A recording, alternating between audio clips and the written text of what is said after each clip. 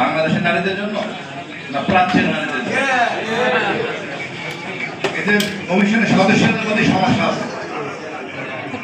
এরা নারী না অন্য কিছু আমি জানি না, নারীকে কলঙ্কিত করার জন্য কমিশন, সেটা পরবর্তীতে আসছে। একটা কথা সাফ জানা দরকার সরকারকে, ইসলামের বিপক্ষে কোন কমিশন কোন আইন কার্যকরী হবে না, মুসলমানদের বিরুদ্ধে দিতে হবে।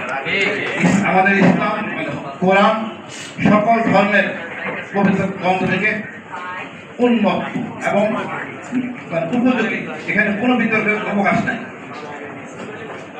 যে দেশে নারী ও শিশু মন্ত্রণালয় আছে পৃথিবীর অন্য কোনো দেশে আমি জানি না, বাংলাদেশে সেটা আছে। সেই দেশে, যে দেশের সরকার প্রধান ছিলেন শেখ হাসিনা 16 বছর, বিরোধী দলের নেত্রী আমাদের খালেদা জিয়া একই সময় স্পিকার নারী। এখানে নারীদের কোথায় কমতি ছিল আমি জানি না, 16 বছর শেষ করতে পারেন নাই। এই সরকার এসে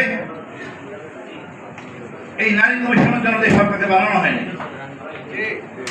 16 বছর তো ছিল, কেন করেন নাই? মাঝখানে সুশ্রী যাওয়ার জন্য আসিরুদ্দিনের নামটা আছে, আমি আর নাম নিতে চাচ্ছি না। মানে আমাদেরকে বিতর্কে ফেলার জন্য, জনগণকে মাঠে নামানোর জন্য এটা উদ্দেশ্যপূর্ণভাবে এই কাজটা করা। আমাদের ভাবতে হবে এই দেশের নারীরা কেমন। আমাদের নারীরা অনেক মূল্যবোধ সম্পন্ন নারী।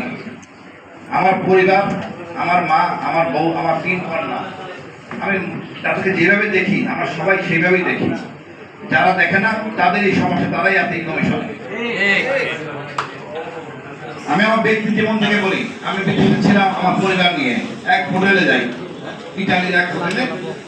সেখানে আমি দেখলাম যে খরচ যেটা হিসাব করে গেছিলাম, খরচটা অর্ধেক প্রায়। আমি বেশ খুশি, আমার সাথে আমার পরিবার ছিল, আমাকে একটা বিল দেওয়া হওয়ার পরে আমি বেশ খুশি। বাঙালি মানুষ তো হিসাব করছি একটা খরচটা কম, দেখে আমার পরিবারকে আর একটা বিল ধরাই দিয়েছে। আমি এটা কি, এটা তো আমি অভ্যস্ত না। সেটা সেই 1994 সালের কথা।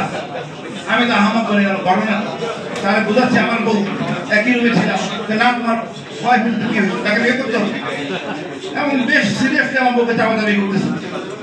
এই সেই মানসিকতা নিয়ে যদি আপনি কমিশন করেন তাহলে বাংলাদেশে চলে না। ভাই, অনেক কথা বলা আছে, আমাদের কত সম্মানের জায়গায় আছে। আমার নারীরা, আরবের নারীরা, তারা অভ্যস্ত স্বাধীন নিয়ে বরেণ্য হযরত উলামায়ে কেরাম, সম্মানিত শ্রোতা এবং সাংবাদিক সহকর্মী ভাই বোনেরা, আসসালামু আলাইকুম ওয়া রাহমাতুল্লাহ। সময় 3 মিনিট, আমি সংগঠনে থেকে বিরত থাকলাম আর বিস্তারিত আলোচনা করবার সুযোগ নেই। আমি একটা বিষয় শুধু আপনাদেরকে নিয়ে দিতে চাই, সেটা হচ্ছে যে নারী সংস্কার কমিশনের